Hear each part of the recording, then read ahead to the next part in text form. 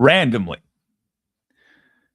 Welcome to WYCD Wicked. That stands for What You Can Do. My name's Jake, and that's Wicked Foxy Dragon, a good pal for a long time. How you doing, buddy? Yeah, I'm just doing them randomly. Yeah, I think it is fun to do it like that. It's frustrating for you. I'm sorry, but I am going to put a little more effort into the video clips because we've reached a point actually where I'm back to seeing value in monetizing the channel. Not not so much with the super chats, if I'm honest, but with the advertisements because I'm so poor that I cannot get to Minneapolis. And this is the first time that's actually been a problem. Most things, for better or worse, have been happening in my backyard, but I would like very much to be able to go to where the things are. So the short thing is that I need my watch hours up, which means I need my regular viewers to have content that they have access to. Oh, buddy. Well, tell your little man, a pal from Michigan says hello, and no worries. My hope is that these streams that I'm doing are entertaining to progressives on the replay, and the content is mostly thus far. I'm hoping to get all sorts of folks, but mostly so far, me talking to MAGA types. And the one thing I have definitely learned over the last 2 weeks is that MAGA has no idea what progressives believe. And I base that entirely off the insults I receive. Not the fact that I'm receiving insults, but that they are inaccurate insults. That's a problem. And the other problem I see is well, I don't see it. Let me put it like this. The other problem I suspect is that we don't have an accurate view of MAGA. Which is also, I mean, that's bad for us, just like them not having an accurate view of us is bad for them. This is how the folks in the center pretend to be reasonable while they rob us, usually via the tax system. Hey, HBX, what's happening now? I mean, nothing all that surprising. Nothing as bad as the murder of 3 U.S. citizens. They're just trying to they're trying to lay the groundwork for an overthrow of the election system in America. They have raided the FBI has raided an elections office. So Trump's FBI has raided an elections office because he is still sore that he lost the 2020 election, even though he's admitted that he lost it. It's yeah, immoral and ungodly. That's a little harsh, but fair enough. Now, I can't Oh, this guy's very screen name, I'm worried, is an intentional insult. It may not be. So I'll just say, the person who most recently commented, "Alex Pretty stupid and Renee Good riddance, self-deported back to Jesus." I suspect you are not serious about any of the stuff that you're making a big deal about just because of your screen name. And your screen name is such that, I can't put you on the screen. But if you really wanted a progressive to have to deal with your opinion, you had an opportunity here. And really all you had to do is not, go out of your way to insult somebody for no damn reason. That's very disappointing. So,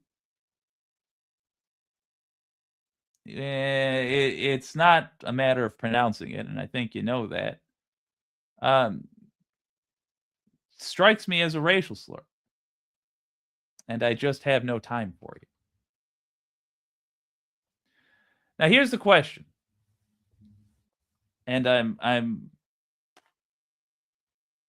don't know if I can take your word for it. Nah, I can't. I'm sorry. Look, I invite black folks, just like I invite all other folks to come to my streams.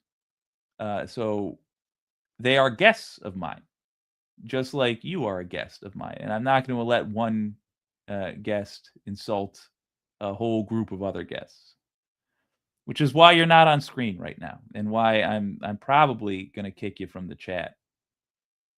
And that's heartbreaking to me because 'cause you're the sort of folks I wanna talk to. But, I'm not gonna kick you from the chat because I don't know you, and you might have. I mean, that name might actually have, a non-intentionally insulting, even though you tried to be intentionally insulting with your first comment. Your screen name might be something I simply don't understand. So we'll move past it, but, I can't have you on screen. Relax 375 says, "Hello, man. What is this stream about?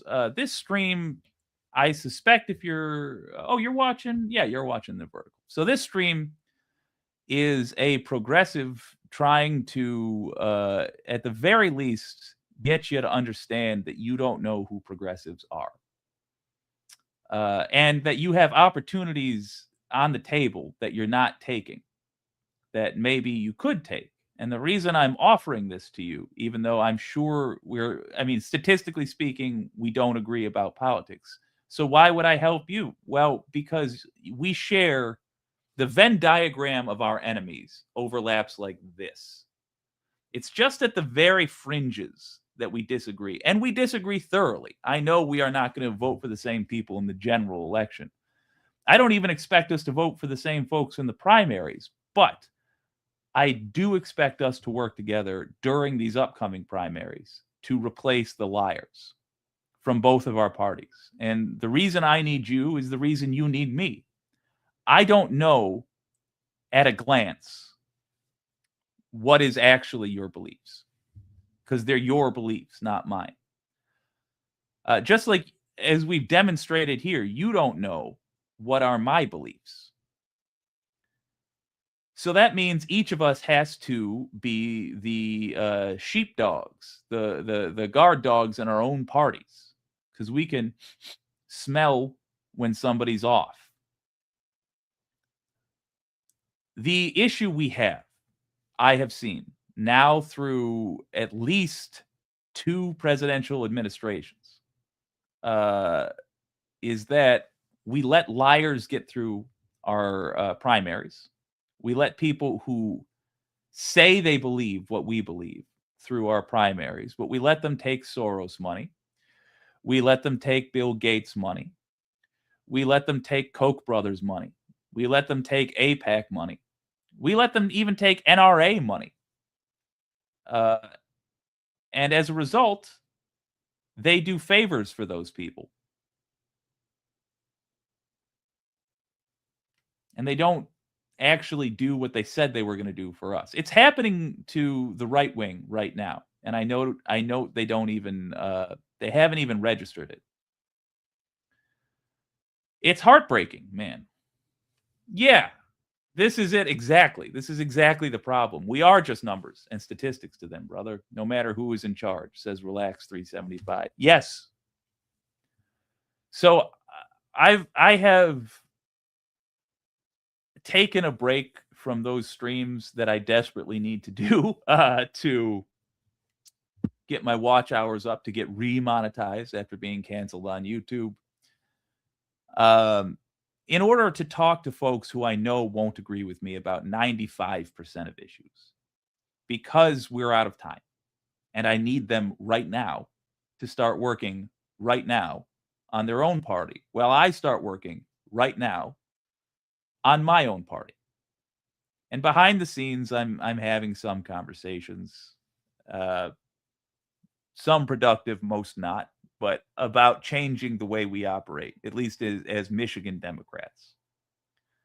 I need you to do the same, even if Relax is not a member of the other side. Then folks who are listening who are, I need you to do the same. Because, for example, let's use Ted Cruz as an example. You could get somebody who votes the way Ted Cruz votes on everything. And I will hate every bit as much as I hate Ted Cruz. But doesn't flee the state every time there's a snowstorm. You could easily have that. It's Texas. There's plenty of Republicans. There's plenty of MAGA Republicans. There's no reason it needs to be Ted Cruz over and over again. But it is Ted Cruz over and over again. Because number one, he's heavily entrenched by big money. And number two, every time there's a criticism of Ted Cruz, they try to remind you how angry you are with us. And us is a shifting group, really, but anybody but Ted Cruz. And to demonstrate to you that I am not only focusing fire on your side about this. I said the same thing about Mallory McMurrow. Mallory McMurrow, the name won't mean anything to you. She's a Michigan Republican she's a Michigan progressive that she claims to be a progressive, that progressives around the country were actually pretty excited about. And a few streams back, we were heartbroken about the fact that we found she's lying to us. And that she is in fact not a woman of her word. She's not about the things she says she's about, and she's running the same scam with us that Ted Cruz runs with you. And so we can't trust her, and we have to make sure she does not get through these primaries in Michigan. Y'all, we have to do that with everybody. I did a poll the other day between two kinds of chats. If you're just joining the stream, the vertical chat tends to have a lot of MAGA folks in it, and the horizontal chat has a lot of progressive folks in it. So I polled both chats and I asked them the same question, two of them actually. The first question was, what percentage of Democrats over the last decade do you think — we're not going to look up the actual answer, we don't know the actual answer, but just based off your suspicions, what percentage of Democrats over the last decade committed an actual crime while in office? And both chats gave the same top two answers. They actually basically gave identical answers. And it was somewhere between 25 and 50%. Notably, nobody selected the lowest answer, the least amount of crime. Not one person from either chat, and it was a similar setup to now, where there's 60 people watching. To me, that's a big deal. Not any of them said that the answer was the lowest amount. Then I asked the same thing about Republicans. Over the last decade, what percentage of Republicans do you feel? So that's 2016 till now. This is the Trump era. The last decade, what percentage of Republicans do you feel committed a crime while in office? And both chats again gave the same answer. The same answers. I'm talking the same percentages. They had the same top answer. They had the same second answer. They had the same third answer, although technically speaking, the vertical chat tied as for their second and third answers. But the point is, in both cases, none of them selected the lowest possible option. None of them selected that. All of us do not trust our politicians. And that is the fundamental problem in America right now. It's not any of the issues the politicians try to get us fighting about. And hey, there's huge issues. It's taken a huge effort for me right now not to just rant and rant and rant about ICE. But that's not why I'm trying to talk to y'all. It's the wheel that keeps crushing us, that Daenerys Targaryen's trying to rip apart. We are consistently made to get angry with each other in order to avoid critiquing our own side, to having higher demands of our own side. And you don't have to even risk losing any power to be critical of your own side. Why are you talking to strangers? Well, you can't make peace with your friends, you know? You can't make you got to talk to strangers in order to convince them. And I happen to think that we can help each other. I guess I'm talking to them for both unselfish reasons and selfish reasons. The unselfish reasons, on general principle, I consider both of us to be victims of our parties. And I think we both, as voters, have unfair reputations with half the country because we are getting blamed for the incompetence of our leaders.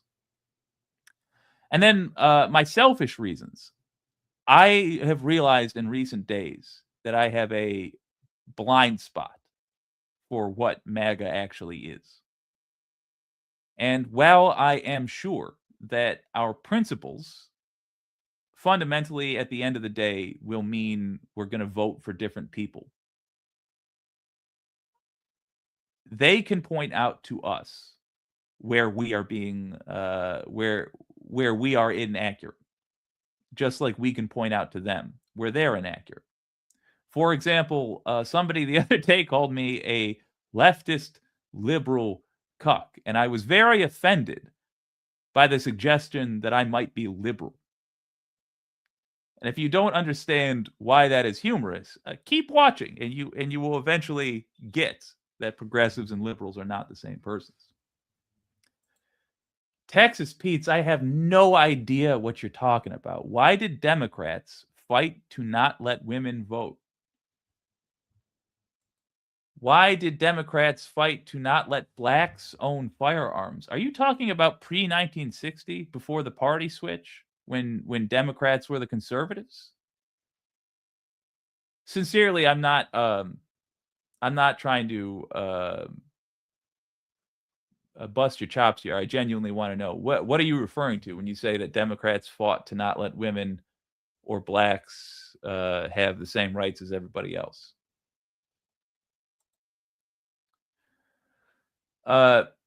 Well, I was still asking. So I guess that is the pre-party switch. So did the party switch happen before or after Jim Crow laws? Sadly, Jim Crow laws went on for so long. It began during Jim Crow laws and continued.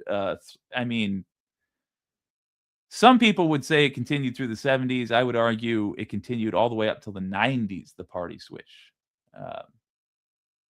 There was no party switch, you jackass. I mean, I am a jackass, but there was a party switch. So there was something called the what is it? The Southern Power. What is it? One second. Let me get the right name.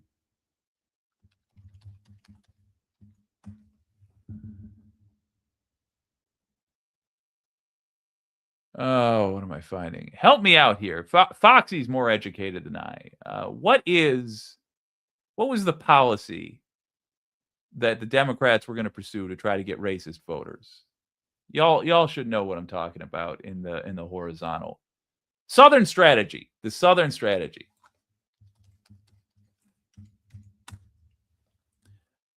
Okay. So, Richard Nixon's Southern strategy was a political initiative during his 1968 and 1972 campaigns designed to win over white, socially conservative Southerners formerly loyal to the Democratic Party by opposing forced school desegregation and using coded law and order rhetoric. This approach shifted the South from solidly Democratic to Republican. Key components: coded language. Instead of explicitly racist appeals, the campaign used law and order rhetoric to appeal to white anxieties regarding urban riots and civil rights protests. Anti-integration stance. Nixon's administration slowed federal desegregation efforts in Southern schools, judicial appointments. Nixon attempted to appoint conservative Southerners such as Clement Haynsworth and Harold Carswell to the Supreme Court, signaling a shift in legal approach to civil rights and long-term realignment. While targeting Southern whites, the strategy contributed to a broader long-term political realignment where the Republican Party became the dominant party in the South.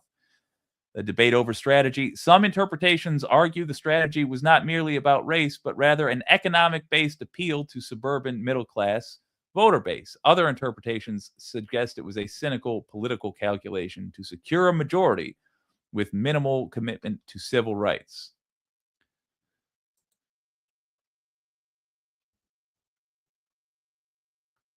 Why are you so obsessed? Well, you asked the question. Oh, wait, no, you didn't ask the question. That was Texas Pete's. I'm sorry. You both have very similar thumbnails. No, there wasn't, and it's been proven many times. Now I'm not sure if you're responding to somebody else in the comment, but as I've just read to you, Texas Pete's, if you're still here, there was indeed. I mean, it's not a secret. It's just a matter of it's a matter of fact. There was something called the Southern Strategy by Richard Nixon, and it was an attempt to change the voting base of his party. And his party was the Republican Party until that point. You know, from Lincoln till Nixon, the Republican Party was supposed to be the Civil Rights Party. Now, this is an astute point from Texas Pete. This is a very astute point. Texas Pete says parties never switched. Democrats just changed the way they show their racism. I think we can take a moment in the horizontal stream to appreciate now. I'm going to brag about you, Texas Pete's. So hang out for a minute, I guess, and take your garlands, take your flowers, whatever. Horizontal stream. Do you see some of the value now in talking to conservatives, deeply conservative folks, MAGA folks? Do you see some of the value? Texas Pete's, what you're saying right here is the sort of thing some of my friends that wear berets and and never trust the white devil would agree with. I happen to agree with you 1,000% here.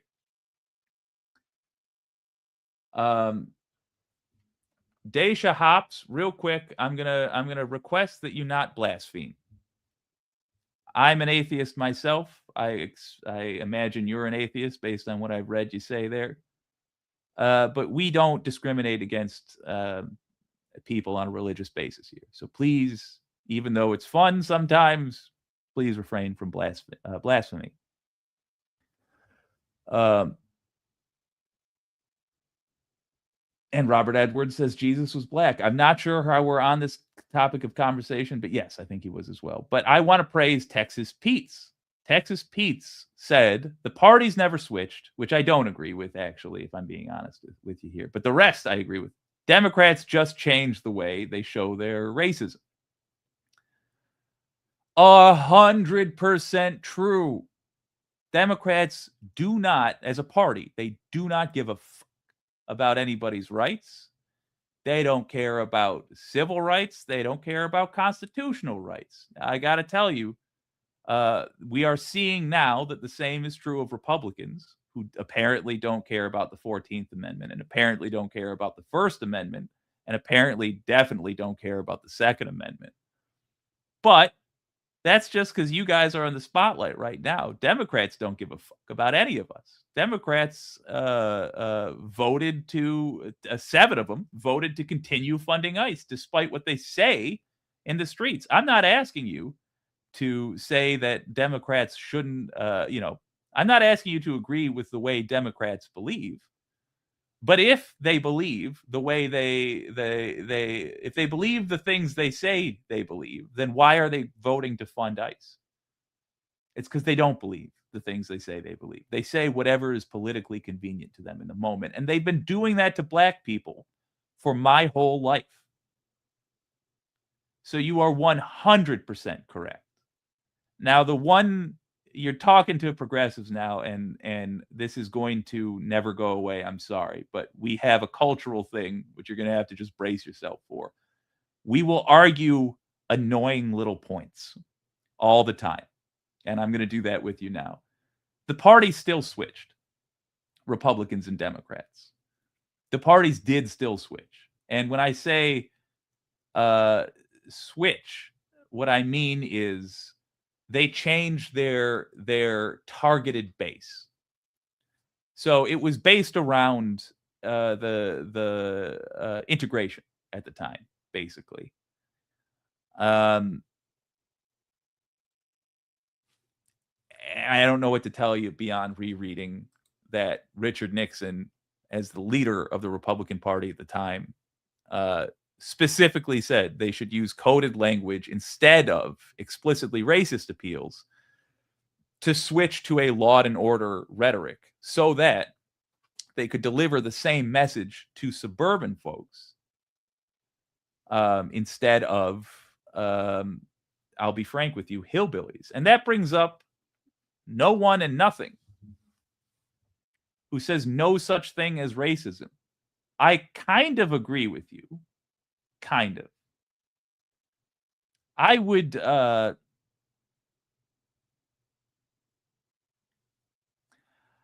call certain behaviors, which I think we will both acknowledge take place, racist. And you would say those behaviors, I suspect you would say those behaviors are not racist. But the core point of what you're saying, that there's no such thing as racism, I can kind of get behind because of that Southern strategy we were just talking about. What was the point? Was it because Nixon hated integration?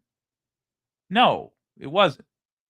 It was because Nixon was willing to stop integration to get different voters. In the 1860s, the rich plantation owners spent tons of effort riling up poor Southern whites, the rednecks, the hillbillies, about how dangerous a freed black population would be for them. And as a result, we got the Civil War. And who went and fought? The hillbillies, the poor Southern whites. They fought and died to keep black folks in chains. You say there's no such thing as racism. I think my argument with that would be racism is not actually the goal, even if they wink at you and tell you it is. The goal is the same goal that the Democrats have when they tell me what a danger you are. Just like, not just like, but the way your folks make scapegoats of other folks. Mallory McMurrow, to harp on her again, because she's from my state and we need to make sure she has no future in politics. Mallory McMurrow, to try to get me to not support universal health care, which I'm not asking you to support, but you should know that's a major tenet of my political party. She went on a rant about how awful Trump and RFK Jr. are, and then said, would you want them controlling your health care? The answer is yes, I would. If I stop and think about it. Why? Because they got elected, and I want the government to pay for my health care, not control the doctors, not be in charge of everything, but to simply replace the insurance companies. So yes, Mallory McMurrow, that's exactly what I want. But she went out of her way to get me angry about those folks and thinking irrationally. That's the same thing that's happening to you constantly. When you guys refer to all immigrants as quote unquote illegals, I don't know that that's racism so much as you guys falling for propaganda. I mean, here's where we're going to disagree. I say I don't know that it's racism. I think that is racism, actually, to correct myself. But the purpose of it, the evil scheme, is not just to get brown people. It's to trick you, no one and nothing. It is to trick you into giving up your rights. Just like we did in 2003 when ICE was formed in the first place. It was a response to the war on terror because they were riling you up about Muslims. We were invading the wrong country. We were invading Iraq. Americans were scared and angry and mourning. And in the shadow of 9/11, they said, okay, well, we're going to do border security differently. We're going to make folks that don't have to respect the rights of Americans because it's such a scary time. And this will be temporary. 23 years later, quarter of a century later, here we are. It's not temporary. And Alex Preddy was killed for owning a gun. Didn't draw his gun. It's clear as day. Didn't put his hands on an officer. He was killed for being a gun owner. And right now, you guys are thinking, oh, good, we got one. You're not realizing that what you are ceding by saying that is your right to carry a gun in America. The very thing you've been accusing us of trying to take away from you this whole time, because they only show you the Democrats who we don't agree with either. You guys are giving it up. You're just giving it away. You're also incidentally giving away First Amendment rights. It's a scam. I'm not even blaming you. I'm saying you are a victim, just like I am a victim of Joe Biden, just like I was a victim of Barack Obama. And it's because we think it's more important to argue with each other than to have any sort of standards for how governments conduct themselves. Alex Preddy was a federal employee. He worked at the VA. It's just sad to see you guys switch so easily distracted. Donald James asks, would you vote for a Republican who campaigned on Medicare for all and taxing the rich? I want to ask the vertical also, please. I'm going to comb through these answers. Hey, everybody in vertical chat, please say nothing except an answer to this question, if you don't mind.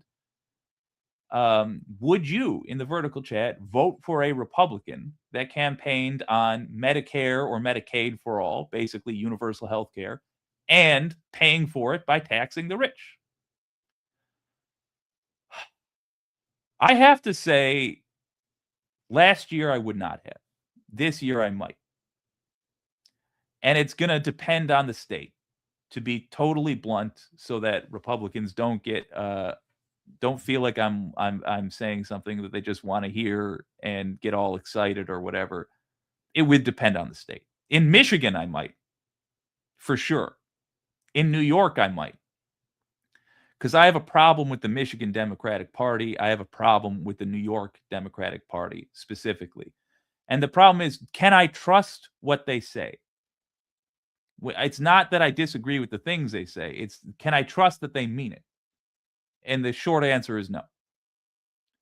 So it's less of a risk to me to say, well, if there's a state representative or if there's a senator, let me put it like this. If it's between Mallory McMurrow, who I know is not for Medicare for all, and a Republican who says they are for Medicare for all, and the Republican says they're going to pay for it by taxing the rich, yeah, I would vote for that Republican over Mallory McMurrow, who claims to be a progressive. Yeah, is the short answer. That it's a possibility. You're saying, would you? I do want to be clear. It's unlikely. And there are things that the Republican could say that would make me not support them also, if they were, even if they were Medicare for all and paying for it by taxing Bill Gates.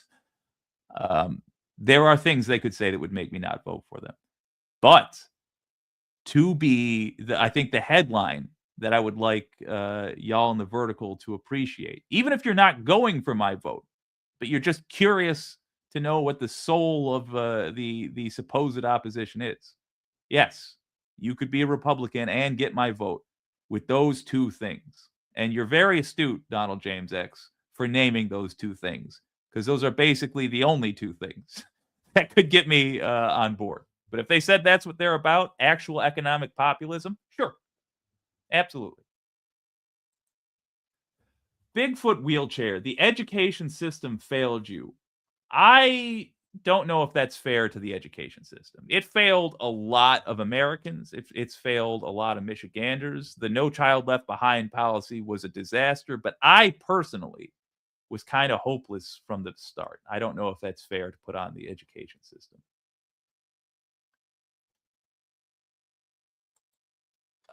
Texas Pete's, all this taxing the rich shit, the rich pay most of the taxes. I don't know why it's so hard for y'all to understand. Because it's simply not true, is the answer. They pay less taxes as a percentage of their income than literally anybody else. A lot of them pay no taxes at all.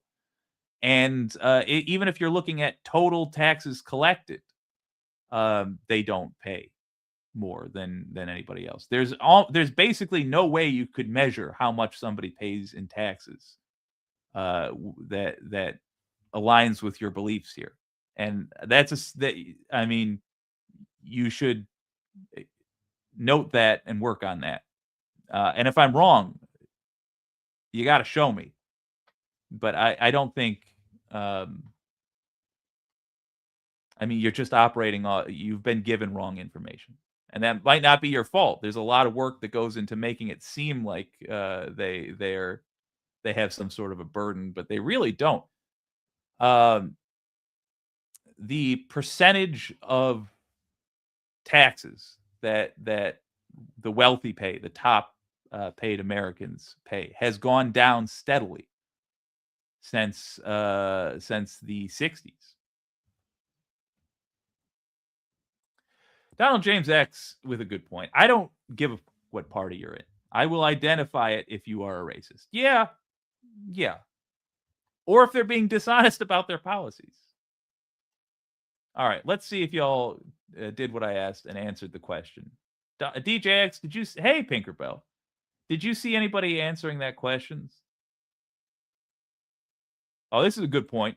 Except for one part, Jeff Gamer, I need you to know the truth here. But otherwise, I like a lot of what you're saying. The Epstein files came out, and your boy Billy didn't like what they said. The more important question is, where are the restaurants for the Clintons? Well, the first part of the sentence. He's not my boy Billy. He's a neoliberal. He's a liberal, if you like. He's not my boy. I will help you in any way I can to put that prick in jail. I think he is a child diddler and needs to go away to prison for the rest of his life. Don't call him my boy.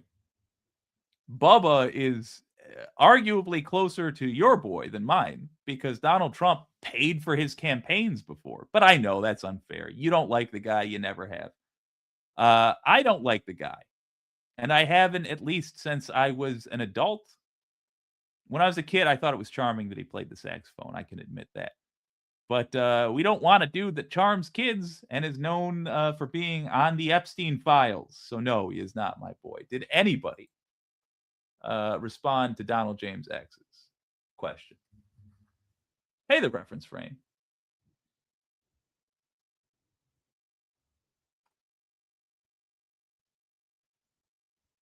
I don't see anybody answering his question. Would you? I'm going to ask it again. In the vertical chat, would you vote for a Republican? Yeah, hell yeah. We got lots of yeses. Hey, we got Kowalski in here. What? I'm looking for Kowalski. He's got a hell of a channel. Yeah, Scout's putting it correctly. It's always been a class war. All this other crap that they're so good at getting us to holler about is just so that we can put off the class war for another day. And if you want to know how I really genuinely feel, go watch the end of my last stream, the last 4 minutes of my last stream, and you'll have it. Now, see, this is what I'm talking about. CRXR-B5I. What planet are you people from? If you fight the police while armed or run into them with your vehicle, you're getting ventilated, shaking my head. As far as Renee Good goes, she was rightly fleeing for her life, and she said, "I'm not mad at you, dude." She turned her wheel as far as one could turn it and went from 0 to 1 mile an hour away before she was shot multiple times by a panicky little punk.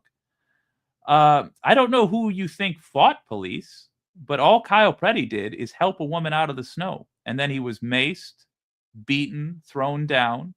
He had his gun taken away, and then he was shot in the back while unarmed multiple times. He was killed for owning a gun.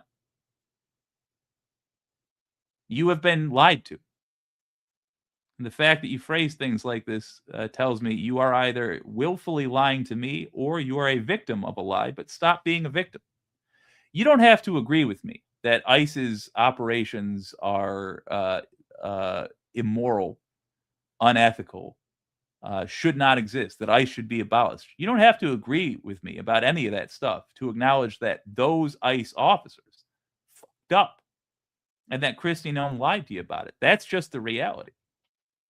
And when people hear you misconstrue the situation in the way that you are, they won't take anything you have to say seriously, because they will say, okay, this person is unable to understand reality or is unwilling, and there's no point in talking to them. And that is, I think, by design.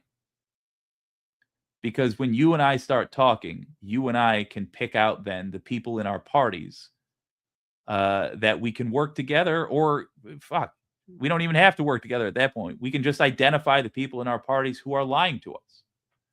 Let me offer you some red meat. Again, last stream, I said, help us come up with a way to stop Gavin Newsom's career. We hate Gavin Newsom. You all might have heard about him in the headlines recently. You are fucking amateurs about hating Gavin Newsom. You hate Gavin Newsom as, oh, I'm going to dip my toe in the water. Maybe this guy is a bit of a prick. I've been hating him thoroughly and passionately for at least 5 years. We need your help. We need to help each other. Oh, what's up, Dell? What's up, global solidarity now? What's up, everybody?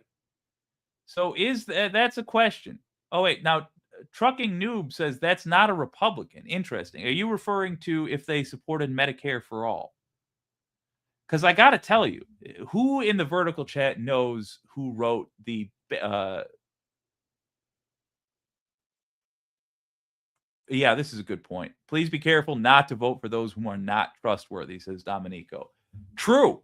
That's actually a big part of the reason why I'm trying to get us to talk to MAGA right now. Because we got primaries coming up, and we got to, as Jordan Peterson would say, clean our own room. So when we get through these primaries, I don't want to be offering as an alternative to whatever's in power. I don't want to be offering a bunch of centrist Dems because then I'm saying just return back to the bad old days. Just give us the same kind of fucking over we're getting right now, but with a Democratic flavor. Oh, Myron beat you to it. Yeah, the rich have all the money. Yeah. Yeah. The rich pay less by rates and percentages. Yeah. Overall taxes, they pay less. And also by percentage of their income, they pay less. And also the top 0.0001% of Americans, less than 130,000 people, own 15% of all the country's wealth. Jeff Bezos made enough money last year to buy to solve the homeless crisis. Every time you see a bum in the street and it's slightly unpleasant for you, just remember that Jeff Bezos could have made that non-existent. Yeah, Caleb Guillory says Israel's universal health care is paid for 100% by us. Us. But we don't give it to our own citizens.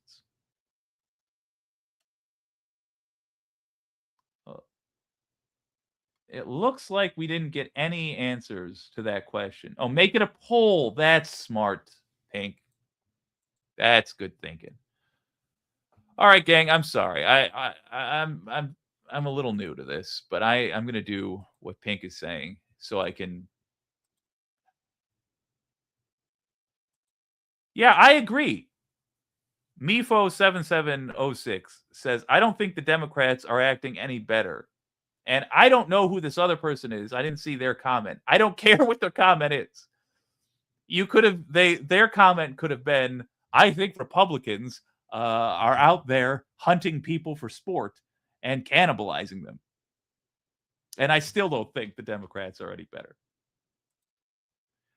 Well, 7 of them voted to continue funding the murder of people. Corn. And I'm not trying to be I get like I think I understand what you will say in response to this, which is, well, you're talking about the Democrats um so harshly, but there's a difference in the amount.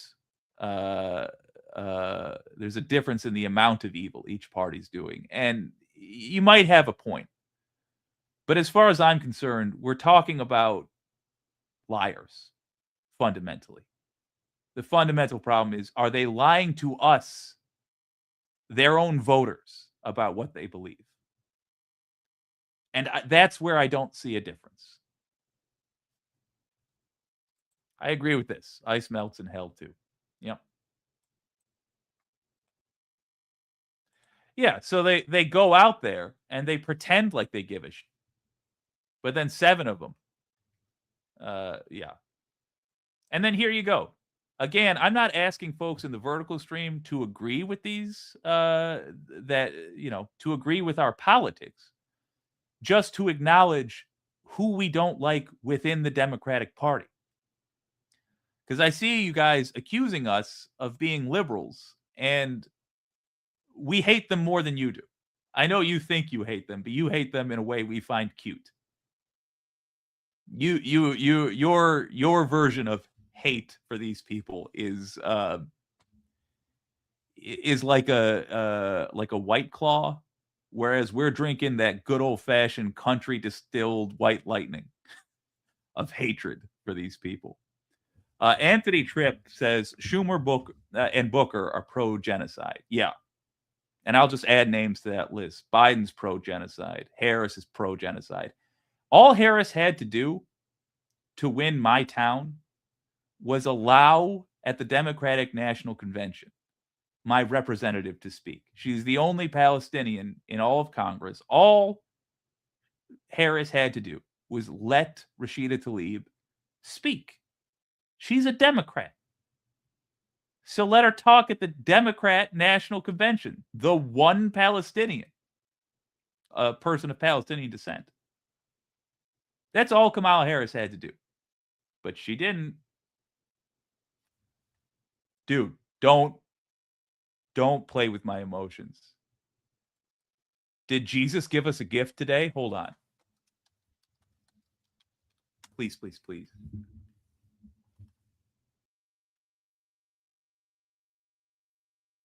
Oh, come on.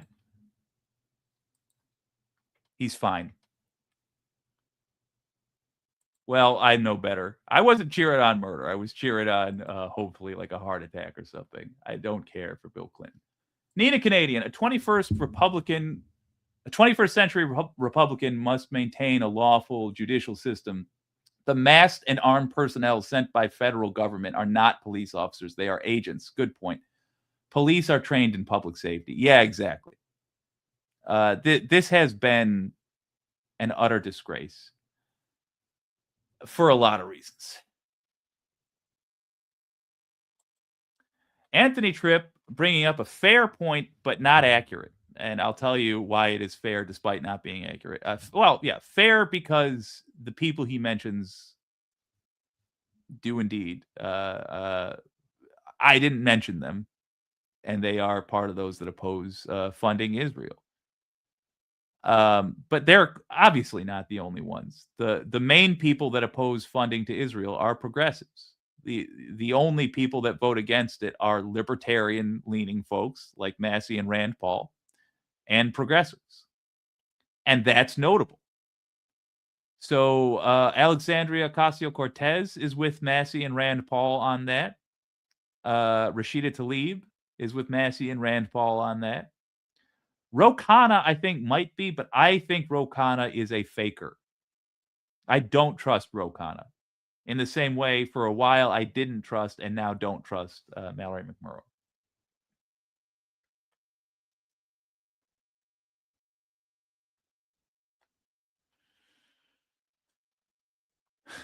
Why the lightning gotta be white? All right, fair point. Clear lightning. Bella Lugracie, what's up, man? Anarchism is founded on the observation that since few men are wise enough to rule themselves, even fewer are wise enough to rule others. Edward Abbey, fair point. Mark R 9193 says Michelle Obama has a penis, banana. Democrats, Black Queen, bottoms up, Democrats, banana. Look, I'm sure you haven't thought about getting on your knees and slowly opening your mouth and lowering your head in front of Michelle Obama as she writhes sensually on satin sheets in front of you. I'm sure that's never entered your mind before, and I don't see why you're talking about her now, but I'm sure it has nothing to do with that. Milk sandwiches. If you stole every cent from financially successful Americans, it wouldn't fund the garbage spending of our government for 3 months. The financially successful are not keeping you poor. They literally are. And I can tell you how.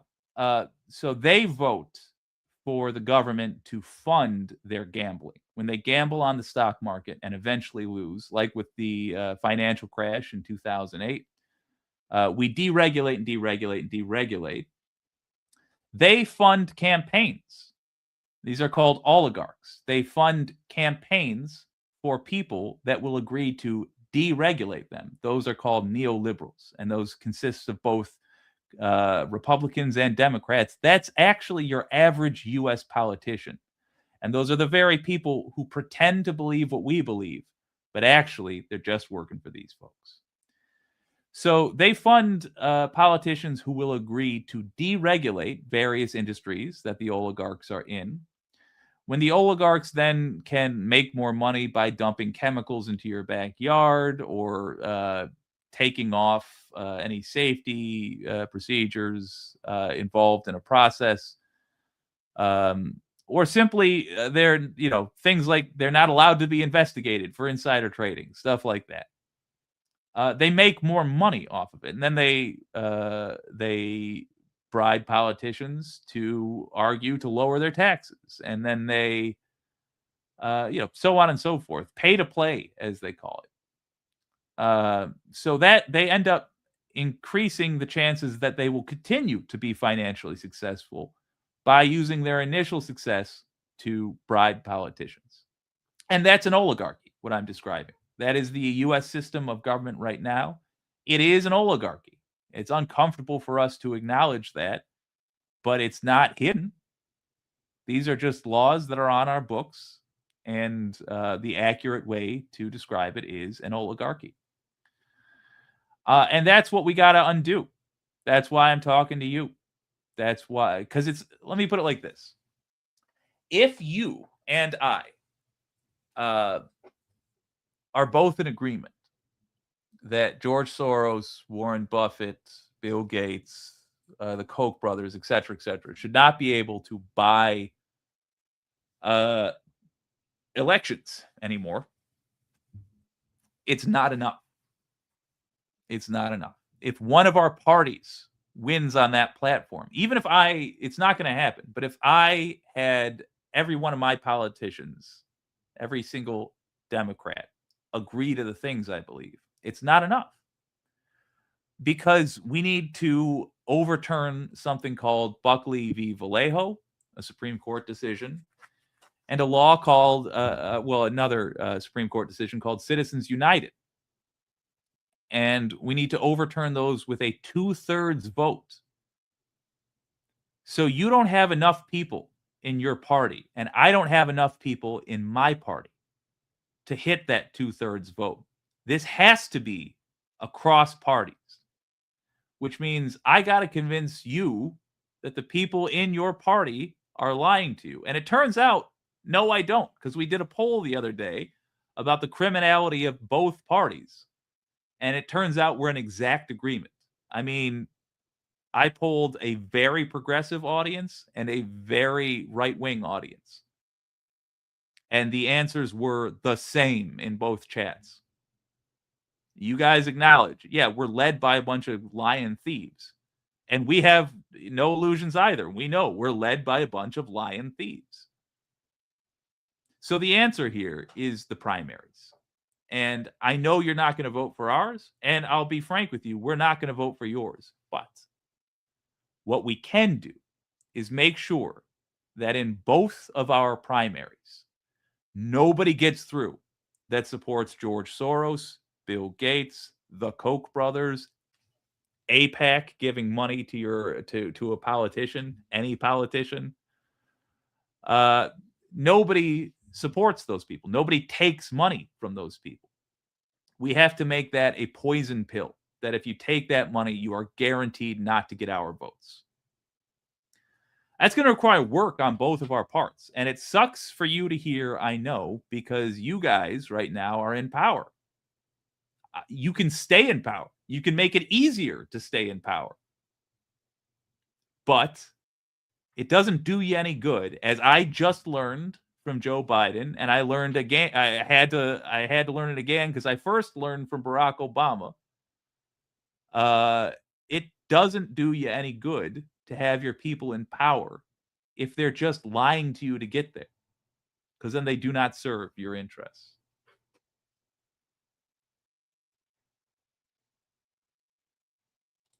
I'm glad to hear this, Anthony Tripp. I'm conservative, but I respect Ro Khanna and Joe Neguse. Here's why I have a problem with Ro Khanna.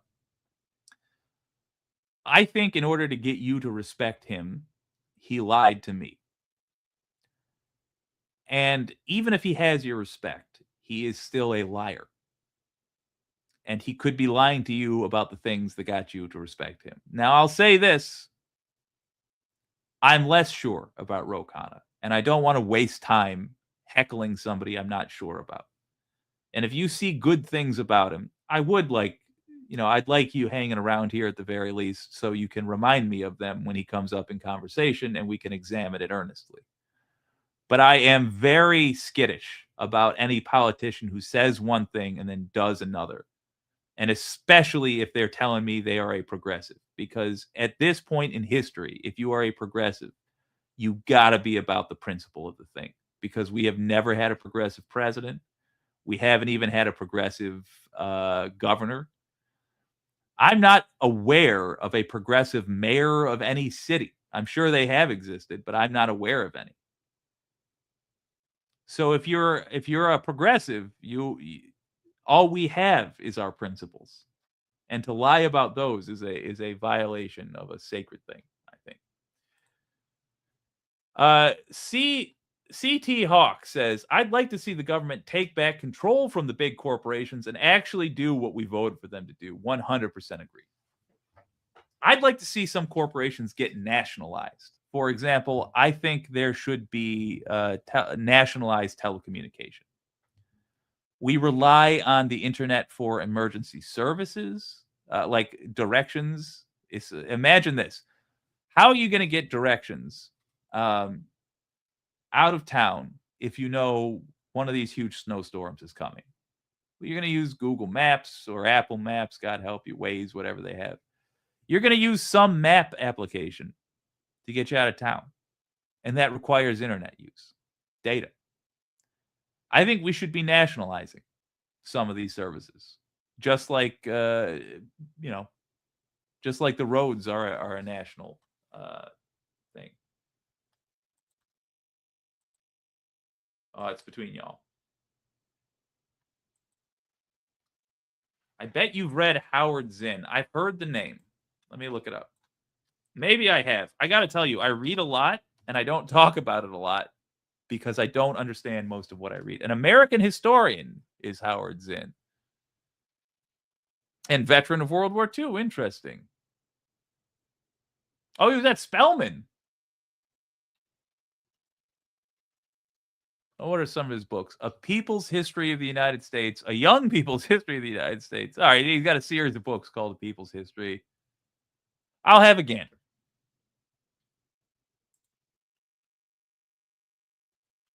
I got to jump to the bottom. I'm so far behind.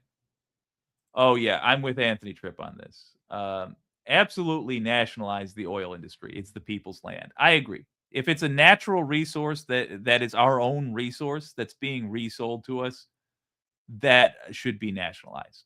I mean, Venezuela nationalized their oil before we effing took them over. And can you guess how much they paid, even though it's more expensive to refine Venezuelan oil than it is basically all other oil on Earth? It's not good oil. It's crude oil, but still, I don't know the correct terms. But anyway, how much were they paying, do you reckon, per gallon? I'll just tell you, 4 cents. 4 cents a gallon. Sold at cost to the Venezuelan people because it's theirs. Hell yeah, CT Hawk. Breaking news, baby oil, the official sponsor of the Democratic Party and Republican, who hasn't released the Epstein files yet. We're both going to burn in hell. But hey, at least we'll have each other as horrible company. Ooh, Tammany Hall is good for all Americans to learn about. Best political book, Plunkett of Tammany Hall. Fair. Well, let's have a gander, folks, at what I was talking, what the title of the stream is. And I'm sorry we're an hour in before we got there. It is very easy. Yes, this is why it's easy, because people say things I agree with.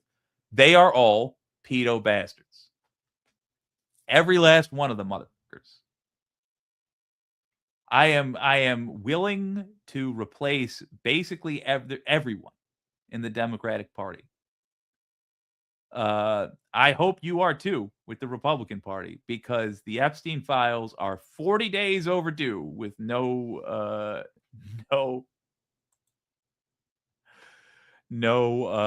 end in sight. Puerto Rico's pissed off because they think they should be the 51st state. It was kind of weird that we went straight to let's take over Canada. We never even considered Puerto Rico, just straight up asking them. Or the Greenland thing. Anyway, let's see if Trump is over the 2020 election yet. We continue at this hour to follow breaking news. It is coming out of Atlanta. FBI agents are executing a search warrant at the Fulton County, Georgia election offices in Atlanta. Another indication that the White House continues to maintain the 2020 election was stolen. Georgia officials continue to say it was not. Let's go right to our Scripps News legal affairs correspondent, Avajoy Burnett, who's tracking the developments from Atlanta. And Avajoy, tell us what you're seeing, what you're hearing. Yeah, this is something that really caught many people off guard. We're now hearing, as you mentioned, that the FBI has executed the search warrant at this facility in Georgia, Fulton County, Georgia. And many people may remember Fulton County as being the site where former President Donald Trump, along with at least more than a dozen other people, faced criminal charges, accusations that they tried to interfere with the results of the 2020 election. You're seeing a video, you're seeing a piece of video right now out of. So real quick, in case you forgot, Donald Trump was desperately on the phone with Brad Raffensperger, trying to get Georgia to do another recount where they found him 11,000 votes. Found him. He wanted them to say that he won, even though he very clearly didn't.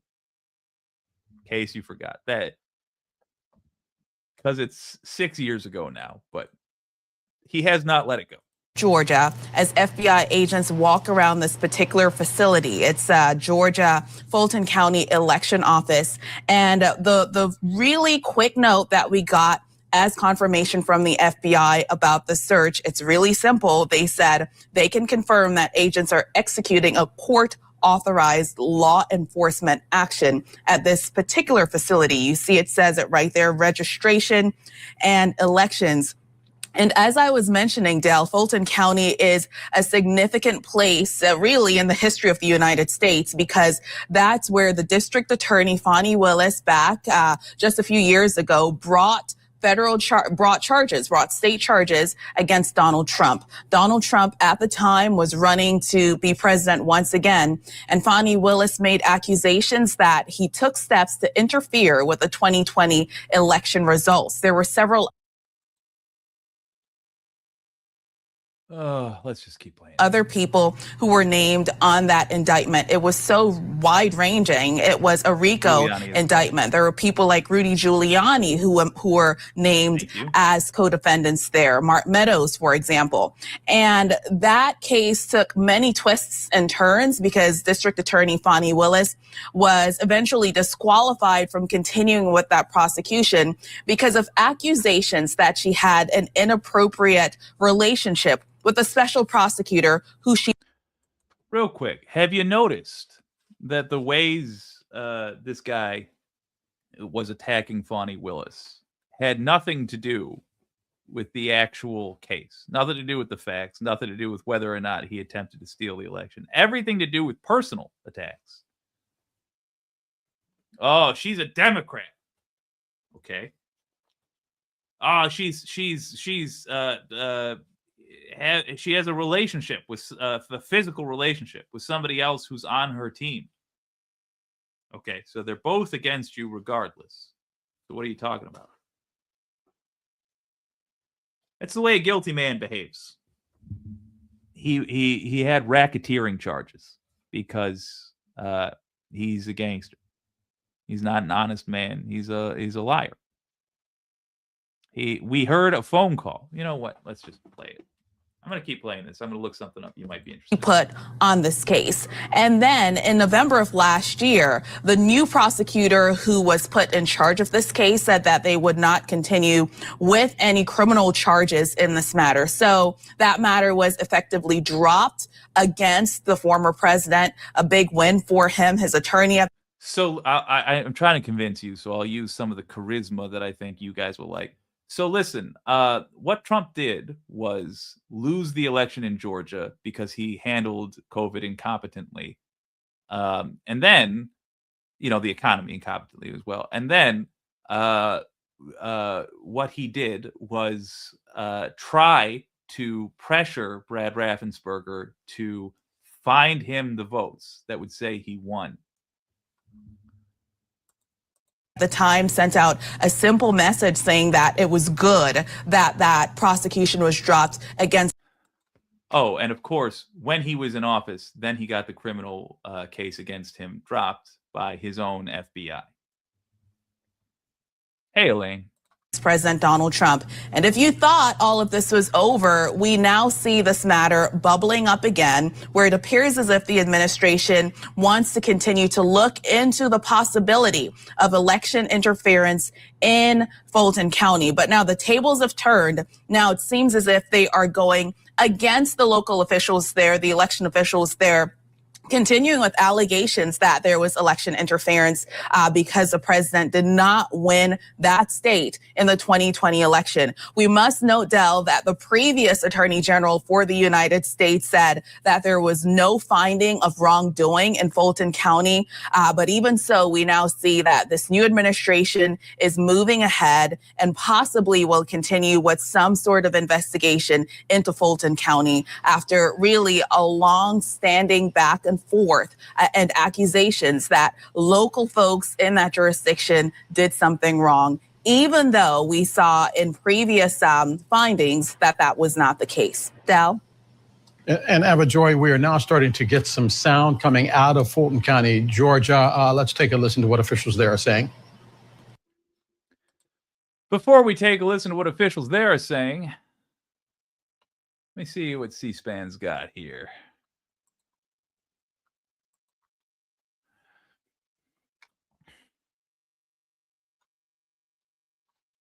I think you're going to find that they are shredding ballots because they have to get rid of the ballots because the ballots are unsigned. The ballots are corrupt. And they're brand new and they don't have seals. And there's a whole thing with the ballots, but the ballots are corrupt. And you're going to find that they are, which is totally illegal. It's more illegal for you than it is for them because you know what they did and you're not reporting it. That's a criminal offense. So there's Trump threatening Raffensperger.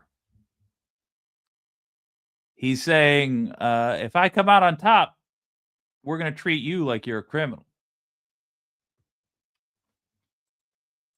And you can't let that happen. That's a big risk to you and to Ryan, your lawyer. That's a threatening the lawyer. Big risk. Secretary Raffensperger, after making a false claim about shredding of ballots, the president suggested that you may be committing a crime by not going along with his claims of election fraud. And after suggesting that you might have criminal exposure, President Trump makes his most explicit ask of the call. Let's play a part of that conversation. So, look, all I want to do is this. I just want to find 11,780 votes. He lost by 11,779 votes. Which is one more than we have because we won the state. His evidence for we won the state is just him saying we won the state. And he wants this guy to produce some fictional number to go with his lie. You can support Trump. I don't know why you would, but you can support Trump and still acknowledge that he was lying just then and that what he was doing just then is illegal. But when that plays, and I haven't even looked at the comments yet, but I assume I know what's going to be there. When that plays and you deny the reality in front of your eyes, that is why people in your lives have turned to you less and less for your opinion on things. That is why people in your lives don't take you very seriously. Because you behave irrationally. Because you are unwilling or unable, perhaps, to deal with reality. And there's no point in even if they don't take it personally, there's no point in trying to come up with a plan with somebody who's just behaving as though fairy tales that people that take billionaire bribes tell them are real. What would be the value in making a plan with you? Because you're not going to react to anything that happens in reality. You're going to wait for one of these people to tell you what you believe, no matter how cartoonish it is. And then you'll go along with that.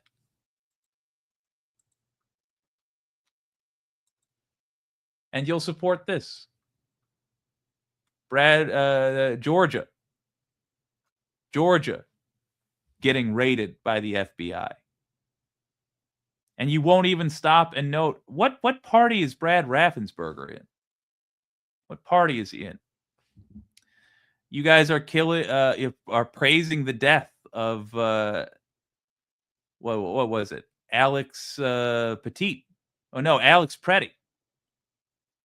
You're praising his execution,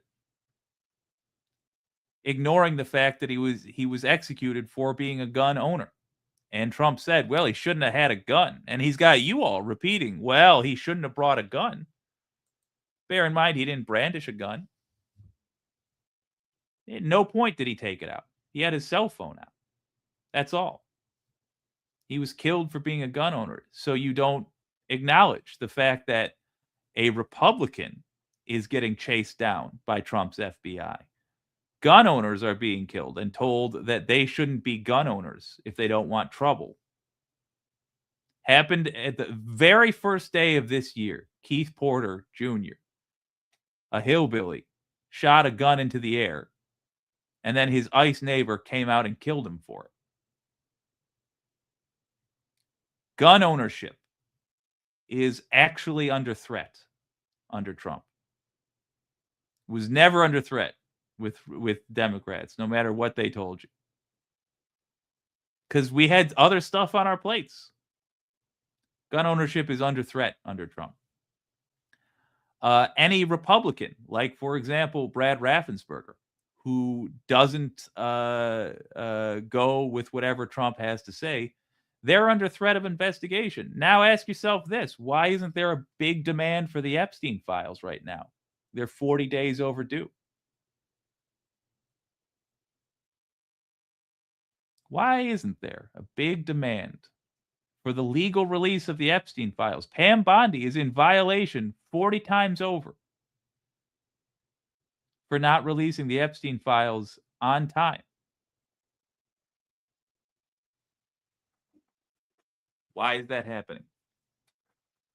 You know. Trump won't let it happen. Your boy, as they say, is the problem. But he's the problem for you, not for us. We already thought he was a snake, and we're not going to vote Republican regardless. So why is he a problem for you? Because he is doing the very thing Obama did for us. Quick question. Did you know that Ashley Babbitt voted for Obama before she died for Trump? Did you know that? Let me repeat it because I think a lot of you don't appreciate what this means. Ashley Babbitt was an Obama voter that then voted for Trump. Why would somebody do that? She died for Trump. Why would somebody do that? I think I see the through line. Obama promised change, and so did Trump. He promised that he would drain the swamp. They both lied. And the difference is, and I offer you essentially my throat politically, the difference is you have a chance to prevent Trump from becoming your Obama. He is your Obama right now. But you have a chance to save the second half of his presidency. And that is by not falling for the same bullshit we did. If you go on supporting every little lie he tells without ever choosing to think critically, you will get nothing. Nothing that was promised. And if you think, oh, this guy's crazy, well, let me ask you this. Where's your wall? Why haven't you even mentioned the wall? Wasn't Mexico going to pay for a wall that went from one end to the other of the border? What the hell happened? You got the House, the Senate, and the presidency right now. Where's that wall? Nowhere. Because you all stopped asking for it. He kept saying it'll be here in 2 weeks. And then you got exhausted. And a decade has gone by since he first said that's what he was going to bring you. He's your Obama, and that's not a good thing. We are not happy about Obama. We, in fact, despise Obama over here on the left. We also despise Bill Clinton, but Bill Clinton, by the point that Obama was around, we already knew was a snake. Obama hurt. Obama hurt. Because we thought he was on the level. He really seemed like it. And he kept us going right up till the end, basically. He kept us thinking, oh, but on his way out of office, when on the very last day, he's going to sign a bunch of things that are those things we like. Never happened. That's going to be y'all. And as a result, you will probably be led by Democrats. You won't believe me today, but remember this moment in 4 years when you see somebody who's either an ex-Democrat who's running as a Republican at the top of your ticket, or you find yourself literally unable to vote for the dissolved Republican Party and you have to just do the new conservatives as Democrats. Stuff like that's not out of the possibility, because your guy now is behaving exactly like Obama did then. He is winking at your morals, but not actually following up with them at all.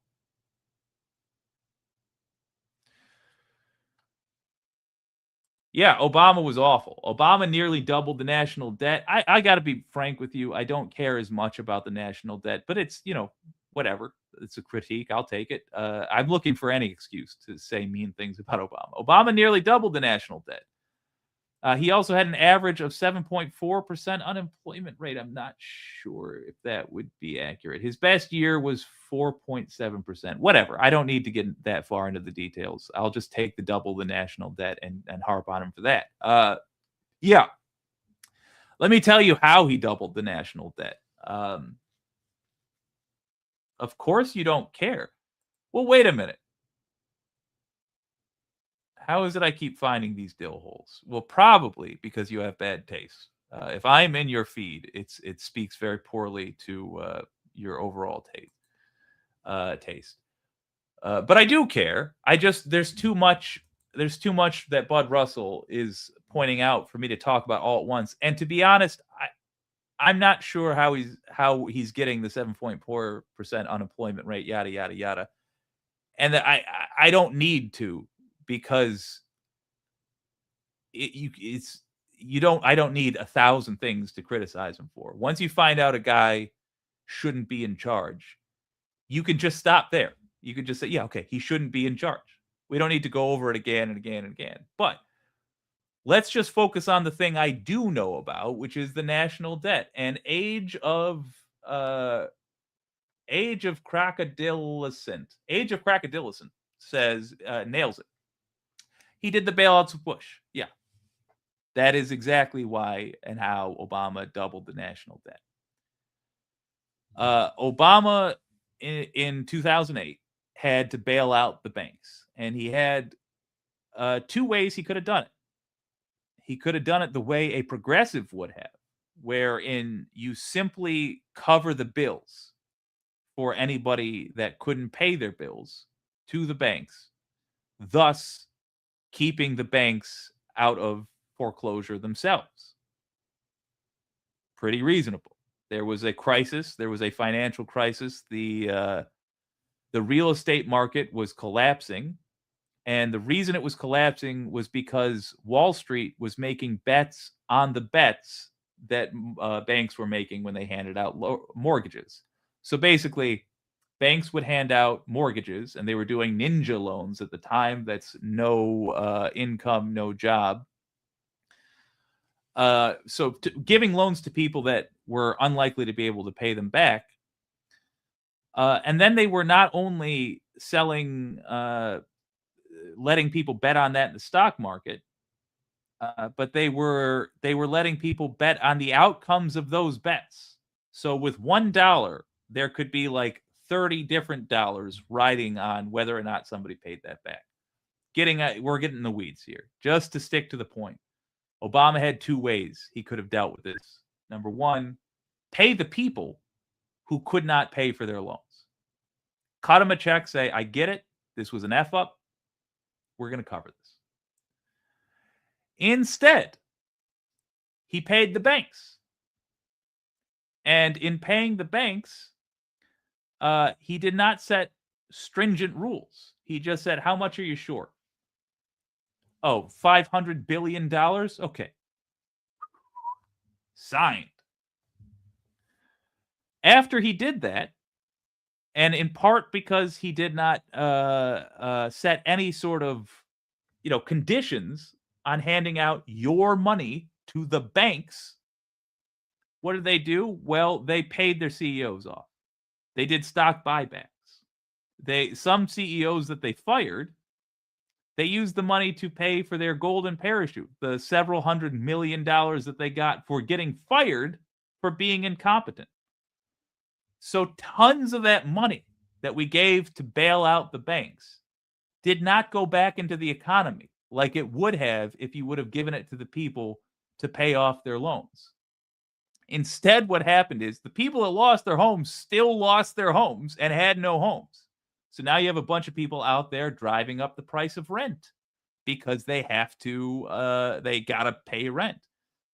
You also had a bunch of people out there driving down the wages for the average job because they desperately needed jobs. They just lost their homes. Now they got to pay rent. And those rent prices are going up.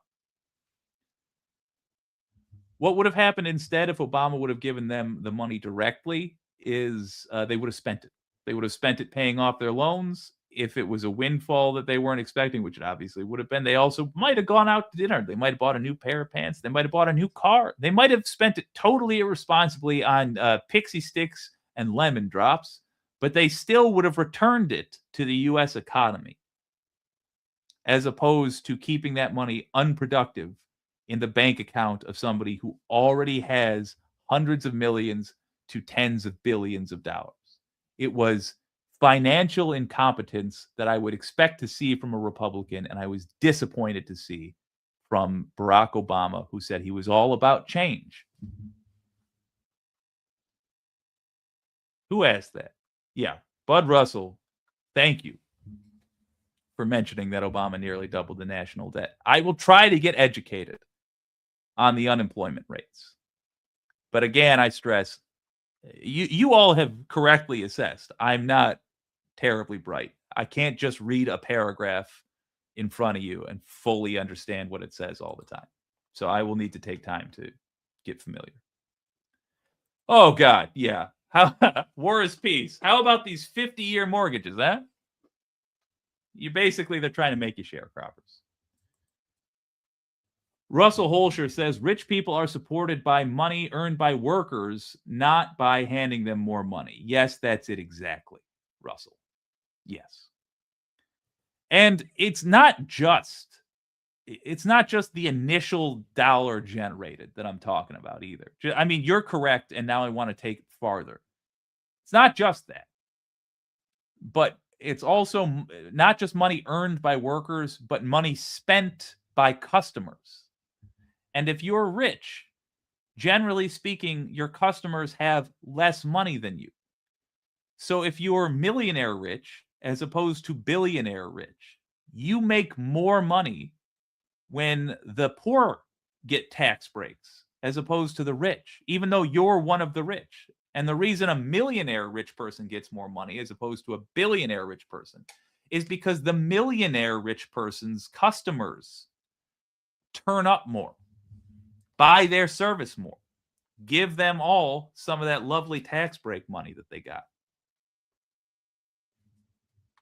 Hey, Jay Dizzle, what does that tell you? Never trust a politician. So true.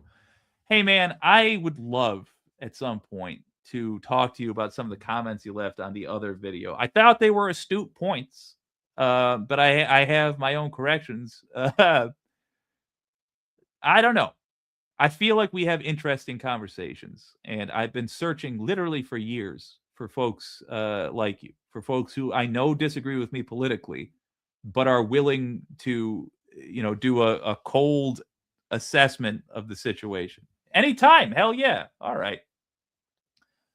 But basically speaking, I'm not asking you. I did say mean things about ICE agents. I meant mean things about ICE agents, but I didn't want to leave you with the impression that I don't think they deserve rights as workers. I 100% do. I will say, and I'll just this was a comment Jay Dizzle put up the other day. I was talking about how ICE, I feel, was ill-equipped, bringing their shoes from home and such, for going to a Midwestern state in the dead of winter. And Jay Dizzle accurately brought up that they were given a stipend to buy their own equipment. My somewhat annoying point that I want to toss back your way to consider is that that's still not the way a serious organization should be outfitting somebody to go patrol streets, because you're still asking presumably someone from California, Arizona, or whatever to purchase their own equipment. So to have a sense of what is even needed. And then maybe they got a checklist of things, and maybe they even got recommended stores. But even if they had a checklist, and even if they had recommended places to buy from so they know they're getting reliable products, and even yada, yada, yada, yada, they still have to do the negotiations themselves. They're still paying the sort of prices you and I would pay for this gear. It's passing the buck onto them. It's saying, okay, well, we'll approve this much money. And we'll just say that if they can't get their gear for that amount of money from the place that they're in, like, for example, if you're from a warm state and you're trying to buy cold weather gear in a place where they don't sell it regularly, so you got to get it shipped in from wherever. Without harping on it again and again, my point is just that these folks in charge, from where I'm sitting, seem to not really care about the cause and effect, and they don't care about the practicalities. Like, for example, you're poor. You signed up for ICE because you're poor. They give you, let's say, a $300 check and say, go buy all the gear you need. And you think, I'll be fine. I got a good pair of shoes. They say I need cold weather boots, but I got a good pair of shoes. So I'm gonna pocket this money and I'm just gonna go. That's a very normal thing to do. That's the kind of dumbass thing I would do, to be honest. Still gonna give you frostbite. Still gonna be the reason why you only have 8 toes. That's the sort of behavior I would expect to see from an administration which is not actually interested in the health or safety of their employees, but is instead just looking to shirk responsibility for those things and to call it their own employees' fault when things go wrong. And I'll be frank with you, I'm not going to advocate for their rights very strongly. If people send me to Minnesota to go, if specifically the right-wing audience sends me to Minnesota, sure, then I'll stand by my word, and I will tell them to their faces that, hey, even though we disagree, I think you should unionize because I think Kristi Noem doesn't care about you, and so you have to care about each other because I don't care about you, and no one else in America, from what I can see, actually cares about you. The people that say they support you, I have not seen stop and consider your actual needs as human beings. So it's literally only you that cares about you. I will tell them that. But what is a more realistic path to these human beings being taken care of, Jay Dizzle, is you. If you start caring about them. If you don't just say, we love ICE, we support ICE, but you think critically about the situation they are in and why they are there and who is either supporting them or not. And I don't mean in terms of sentiment. I mean in terms of how things are run. Bobby says 3 more years. I am so pumped. And then we have Vance Rubio for 8. The winning never stops. I'm so sad to see that you think you're winning. Bobby. I'm so sad that you think Vance or Rubio is even of the same cloth as Trump, cut from the same cloth. Oh God, that hurts, dude. All right, let me just tell you a little bit about these guys. Rubio is old school GOP. I think you're right. I think you do have Vance or Rubio for 8 years, and I'm desperately trying to get you guys to avoid that trap. Marco Rubio was once considered one of the young guns and of the Republican Party, and he was basically a shoo-in for leadership, along with your former Speaker of the House and some other nutsack. But he's a standard issue, old-fashioned GOP Republican of the sort that Trump got into power in the first place to overthrow. Now, Vance is a new breed of Republican that is neither MAGA nor old school GOP like Rubio is. Vance is a servant of Peter Thiel. Peter Thiel is the guy that literally replaces his blood with a young man's blood every once in a while. He's a psychopath running something called Palantir, which spies on you and me. Mostly me, but also you quite a bit. J.D. Vance is in power because he has been funded by Peter Thiel. These dudes are both ideologically in opposition to Donald Trump in terms of how they vote, in terms of how they try to divide up power, in terms of their view of what the executive branch should be doing. And the fact that you are pumped for 3 more years of Trump, and then you think it's winning to have 8 years of Vance or Rubio, it should alarm you. And if it doesn't alarm you, I hope it alarms some of your fellows in the vertical chat who can maybe have a serious discussion about what you want the future of your party to look like. I'll tell you this. If Gavin Newsom, the California Democrat, is the presidential nominee for the Democratic Party in 2028, I will not be voting Democratic. And I say this despite knowing we could have a nightmare scenario of J.D. Vance, a.k.a. Peter Thiel's little bitch boy, in the White House. But I will not vote for Gavin Newsom. Because it doesn't help us to get somebody who is pretending to be on our side in office. It doesn't help us. It doesn't help me. It doesn't help you. But I'm not concerned about you in that case. I'm concerned about me in that case. Because it's my guy, theoretically. We can't do that. Last time I did that, Joe Biden, maybe not never again. Yeah, never again. I just can't do it. Because he did a genocide. He killed the families of my neighbors. That's not an exaggeration.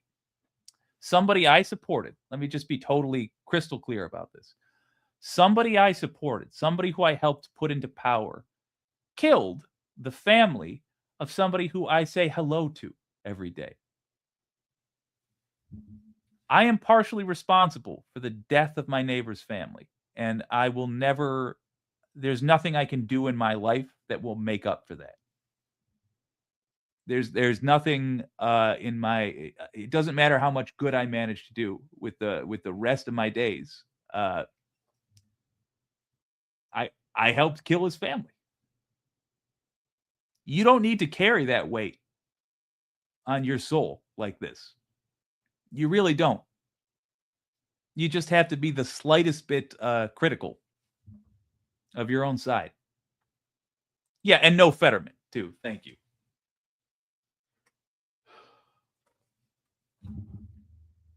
I wish I understood what any of this was.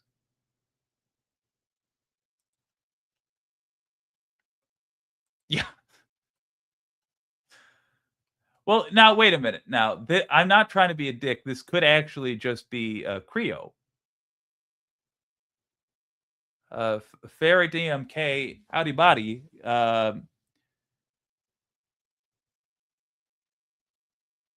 The thing is, I watch a lot of stuff from Sierra Leone, and there's a chance that I'm in the algorithm of folks from Sierra Leone. Oh, here we go. Oh, he's from Indonesia. I don't want your account. What are you talking about with your account? Yeah, okay. He is lost. You're right. This is not sir, Fairy DMK. You shouldn't be handing out your account number here. This is just a political chat channel. Oh my god. Tinkerbell says it's Indonesian. He's saying people are impersonating his YouTube channel. Well, that sucks, dude. Do your nipples sucked? Asked Gino. I hate that, actually. I don't care for the nipple play on a gentleman. I understand there are fellas that like it. I don't find the sensation pleasurable. Never have. Not a fan of having my nipples played with in any way, shape, or form.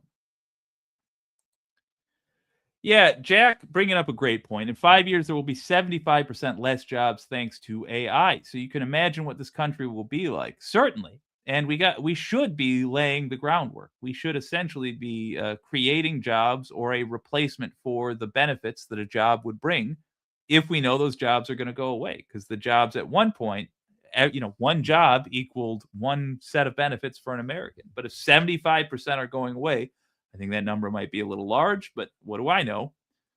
If some amount of jobs are going away, it's no good.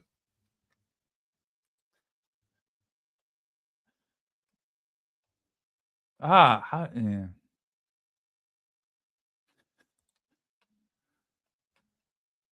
Guys, I'm sorry. The chat's going by too fast for me to keep track of anything. Now that's interesting from Jay Dizzle. AI won't take your job, but someone who knows how to use AI will.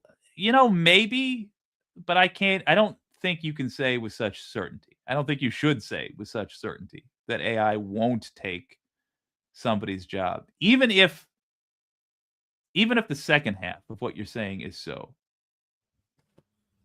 Look, Elaine, the people asked. I wouldn't want to know that information myself. I wish I could not know that about myself, but yeah, sure, a little bit. Jay Dizzle, in all seriousness, though, even if the second half of what you're saying ends up being true, the person doing AI, their product, or the person who knows how to use AI, their productivity will go up, as it always has. You know what? This is what the whole stream's about now.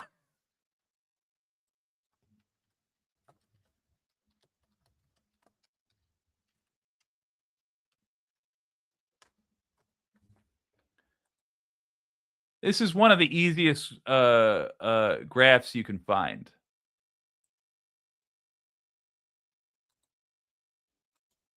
Oh, if you can find it in a proper aspect ratio. Oh, this will work. Okay. So right now, we've got typical productivity from the 60s till just about now versus wages, basically. The I think it's the median. It says typical workers. I'm not sure if they mean average or median. I think they're measuring the median. It doesn't really matter at it's so large, the numbers we're talking about, that you could use either. It's going to show the same thing.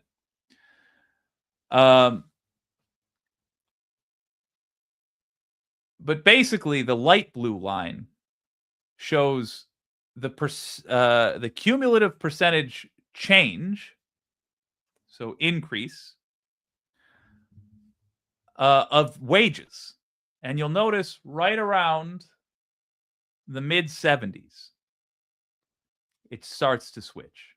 These two things do not keep pace with each other anymore. Now, the blue line That's productivity. That's how much stuff we accomplish as workers. And as automation increases, as, for example, innovations like AI hit the workplace, as things as simple as emails arrive. So you can send a written communication to somebody and know that they have it, and you don't need to get confirmation because you see in your mailbox, sent, good. As things like that piled up and we got more and more productive, wages did not keep pace with us. And in fact, hourly compensation just about flatlined starting in the 70s. It's growth. That doesn't mean that it is the same as it was in the 70s, but the rate of growth fell off entirely. If you see at the end there, the average hourly worker should be making about double, a little bit more than double than what they do make, if wages kept up with productivity. So who's getting the benefits then? Who's getting the benefits of that huge gap? Well, you won't be surprised to learn that we're approaching having our first ever trillionaire. That our idea of a rich person went from being somebody that's got tens of millions of dollars to somebody that's got tens of billions of dollars. Bearing in mind, 11 days is how many seconds. If you translated a dollar to a second, it would take you 11 days to get to a million seconds, and it would take you 37 years to get to $1 billion. So even if AI doesn't directly take your job, it's going to make you more productive. And the company will see, all right, if we have 2 workers that are both 150% more productive this year, we can fire 1 out of every 3 workers. Yeah, an amount of money which is just meaningless at a certain point. After $100 billion, what could you possibly buy it within one lifetime? Just meaningless. Yeah, Jack. We are watching the powers reshuffle the world order. It will be chaos. It certainly will. Now, this is interesting. Thoughts on William Sasha Riley statements being true? I haven't even heard it. William Sasha Riley statements.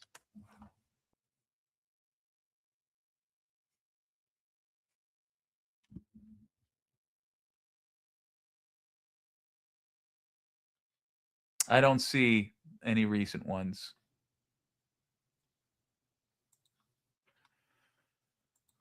Tinkerbell, using one of my favorite words, hoovering up all the loot to sit on it like a dragon. Yeah. Oh God, I just read the thing right below it.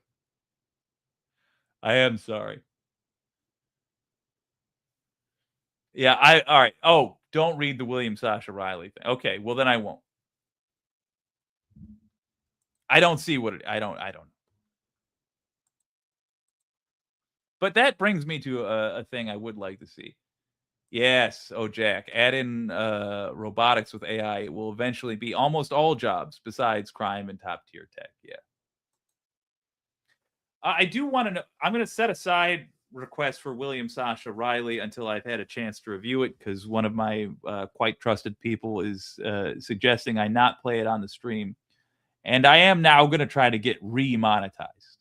So I am willing to at least review that in private first. But let's answer some questions from the audience. Saya says, do you believe in prophecies? Here's the thing. I used to tell you no to such a question. But what is a prophecy? It's a prediction for the future based upon evidence, based upon esoteric evidence, maybe. Yes. I think we just don't appreciate the real life prophecies that we have. Now, I imagine you're talking about straight up Christian theological prophecies. No, I don't think that God hands people visions, perhaps in the way you're thinking. But I think the weatherman predicting what the weather's going to be like this weekend is a prophecy. You take that same dude and you take him out of a suit and you put him into a robe with stars on it and a big floppy hat with a pointy cone on top. You put him in a castle and you have him holding up vials and what have you and says, "Yes, my king, the weather will be correct in one day. Tomorrow on the eve, it will be dry enough for you to move your troops. I have prophesied it." I think that's straight up a prophecy. So the short answer is yes, but I think they're less cool. Jay Dizzle says blue collar jobs will always be there. Learn a good trade. Fair enough. I will go learn how to shoe horses. Now, this one you are correct about. I think people will always need to take so plumbers will never go away. Fair. Plumbers and electricians probably going to last a good long time. Yeah, it's sort of the problem with our current setup is we're not as I mentioned earlier from another angle, what we don't consider in the because we are owned, our government is basically bought by the people who are running these businesses. We don't ever stop and consider the customer base itself. And they're just assuming that there will always be customers, but they are choosing to not pay attention to Henry Ford's method of success, which is pay your employees enough so that you have customers, because the churn of that money is more important than any one particular sale or any one particular transaction. Groove Dragon, you got to go to the horizontal stream. It's going to be a different crowd, and you're gonna develop. You will not enjoy yourself. I know you don't like talking to these folks. Just go to the horizontal stream. That's why it's there for y'all. This is the mainstream I do. The other one is for these folks. We know we're going to disagree with them, but where are we going to arrive if we never talk? Yes, amazing how neglected horses could be. Surprising there's not a lot of horse shoers around, blacksmiths these days. Yeah, a rising tide lifts all boats. Oh man, have you seen those hoof prescription videos? I watched so many of those. We're going to watch one right now. I have no idea what you're talking about.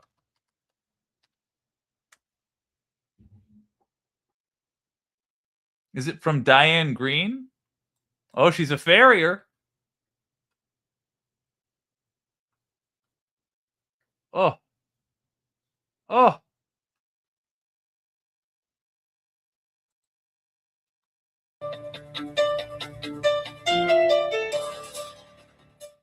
Hi, I'm Jessica, and this is Callie. She's an 18-year-old Icelandic mare, and we're a little bit new to horses. Yeah. When we bought her, she had 4 shoes on. We took them off in the winter to let her feet rest a little bit and see how they do without Why shoes. would you do this to me? She's primarily in the arenas, but we'd like to do some trail riding with This is her. all I'm going to be able to do So now. our question for you, Diane, is does she need shoes right now or not? Or how do we know when she needs shoes? Oh, sweet baby. Hi, Jessica. Thank you for your question. Folks, I'm here at Broken Arrow Stables, and I've been trimming Callie today, and I'm going to go through with you and let you out on some small rock and gravel at the stables here to see if she's showing any tenderness on the rocks. I genuinely want to develop this skill. I want to be at a horse farm one day. There's a lot of horse farms in Michigan. I want to be there and just casually be like, oh, it looks like that foal's about ready for her first shoes, and just blow the mind of some farmer that has correctly identified me as a hopeless city boy. Also, my father raced horses, so I feel like I have an obligation to know. So I'm looking to see if she's short stepping, stumbling, and I'm having Callie do a figure 8, kind of turning her in both directions so that we are able to determine whether or not Callie is showing any sort of sensitivity to drainage for water or the Rebel boot, which has a soft silicone cup in the back, and it allows movement up and down of the heel bulb. Well, you've made a fan out of this from me. Well done. Horse ranch. Horse ranch. Good point. Not a farm ranch. Good point.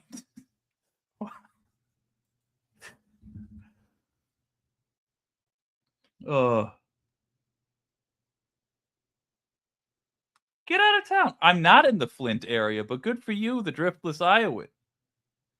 No, I'm in southeast Michigan, but that's awesome. Oh, Bud Russell, you grew up riding horses. Heck yeah.